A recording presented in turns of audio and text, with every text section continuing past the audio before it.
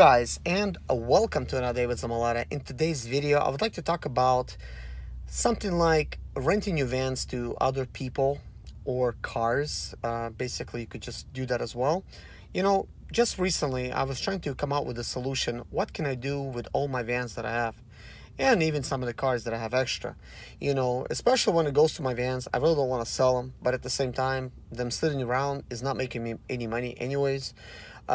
Putting them on insurance, like, for expedite, it makes sense as far as making money. It does not make sense, by like having asset protection basically, because if somebody gets into wreck with my insurance, that means they're gonna quit, and my insurance policy goes up anyways. But I was looking at this app recently, and it's called Turo, Turo. I believe that's how it's spelled. And the cool thing about Turo is you could actually rent your van or truck or a car. Most people are just renting cars over there, but you could do vans or trucks or whatever, and you could charge a daily fee to rent it. Let's say, like, if I wanted to rent my Sprinter for like $100 a day, I could give, like, you give like a mileage allowance to the person. It could be between 750 miles to 1,000 miles. Let's say I give like 1,000 miles for, like, I guess, like something local, not to where they take it somewhere, drop it off, and then I have to worry about picking it up. You know, Turo takes like 25% out of that, which I think is very reasonable. Considering the fact that they actually provide insurance. So if somebody rents your vehicle, Turo covers it. I think the person renting it decides the amount of coverage that they want, and then you work out all the details, like all the information and stuff with potential renter, like what to do and what not to do, those type of things. Like, some people, they don't want people to smoke in their cars, so they're gonna say, okay, if you bring it and I smell smoke, I'm very sensitive to smoke, and I'm actually like that too. I don't smoke, so I would not want somebody to smoke in my vehicle. After all, that is your daily driver that you're renting out, and maybe you're even making payments on it right now, so you would not really want that. And obviously, smoking in the car depreciates the value of the car, because people always ask, I mean, is this a smoker's car? Or if it's not, because people don't want to buy something that's been smoked in. But anyways, if somebody brings it, smoked in, people charge for that cleanup fee of that smoke, like $250, and like $300 for that. If somebody brings it dirty, they charge about $250, to clean it up or whatever. Now, when people do rent, they also need to bring it completely full tank, just the way that they actually rented it. If they don't, then there's a fee, that's being charged, to fill it up or whatever. So there's all kinds of, things like that. And obviously, when you rent a car out, there's like a normal walk around, of the vehicle. You look at any kind of damages and whatnot. So there's going to be fair. So if they're going to come back with extra damages, then, you could claim that, I guess, on that insurance. There's obviously, like, other things, like when somebody, let's say, wants to rent the vehicle, and they call you up, they want to rent it, and they want to be picked up. There's a certain, like, mileage allowance. I think like within 10 miles, it's okay. If somebody wants to be picked up like 20 miles away, there might be like a fee of $50, or $30 or whatever. And somebody wants to be picked up like 30 miles away, it might be a fee of $50 to $75, maybe even $100.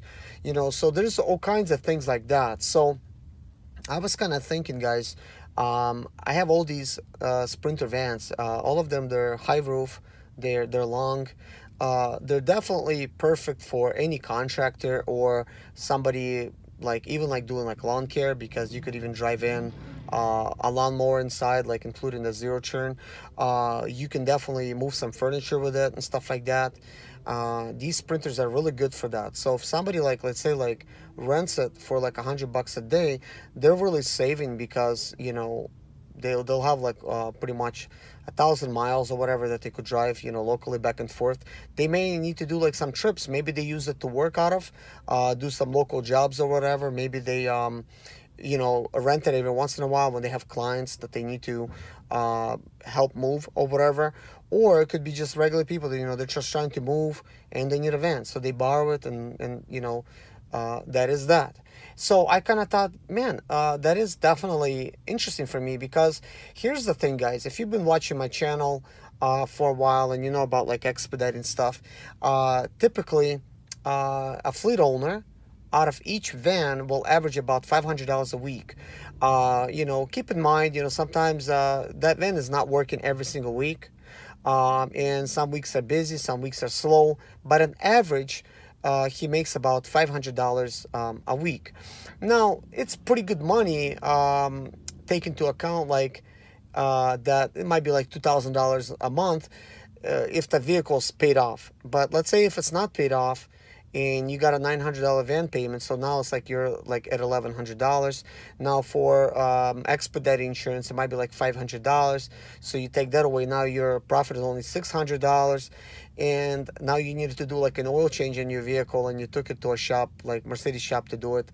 They're gonna charge you like $300. So you like left like $300 a month, and then like other maintenance, and it could be like broken down. So looking at it that way, you might make some money, you might not. So it is very hard to say. I mean, you would have to really be into the math and just doing all kinds of bookkeeping throughout the whole year to find out if you actually made money with all the expenses that you had, or you didn't make money. Because making money with something like a Sprinter van or a truck, it seems like you're making money, but sometimes it's like it's an illusion, because at that point you're only thinking about how much money it's making you. You're not really thinking how much money it's costing you, and how much your vehicle's depreciating, and things of that nature. So the only way to really make money, the way I see it, if the vehicle is completely paid for, you just hire somebody on that vehicle, and then at least you don't have no payment. If you could have the cheapest insurance, that really helps. And if you're going to do it locally, now that means you could actually do all the services yourself, do all the maintenance yourself, like oil changes and stuff like that. So that helps. And if the vehicle breaks down, you could just tow it straight to your house, even by yourself and stuff, like using a tow bar. You could just take care of those type of problems. This is why I'm always thinking, what's the best option to actually use my vans and not lose money? Because the problem, that arises out of all this is that, when somebody causes an accident, there is possibility of a lawsuit. Sure, you could protect yourself with opening up a corporation, but some predator lawyers and stuff, they're really good at piercing the corporate veil. Chances are you made a mistake somewhere when you were opening up, and you allow your corporate veil to be pierced. In that case, if you have something to lose, you will lose. And I have something to lose, and I don't want to lose. So I'm going to try to do the best way possible not to be liable in that situation for anything. So if somebody rents my vehicle, I want to make the same as a typical expediter would make, but taking very little risk. And obviously, having a van available on Turo, it's not definitely guaranteed that people's going to be renting it every day like crazy, and you're going to be making all kinds of money. That's not guaranteed. But at least if somebody wants to rent it like 4 times out of the month, you could have extra $400 in your pocket. So in that case, it didn't really cost you that much in insurance, because you could put the lowest coverage insurance on there, and at least make some money on the side. And actually, that's what I have decided for myself. As far as opening up, like my own logistics company, using my vans, I guess that's like for another topic. I still like, now that I see Turo, now I'm looking less at that possibility of using my own vans for that. Now, there's probably other ways of setting it up to where each van is a corporation. So if it loses, it has no connection to you, but that gets tricky after a while and expensive. But anyways, guys, thanks for listening. Hopefully this gave somebody an idea out there. If this is you and you got some kind of cool idea out of it, please hit a like and comment below. And let me know some other topics you want to see, on my channel and stuff like that. But anyways, guys, thank you so much for watching. Take care of yourself, and God bless you. Bye-bye.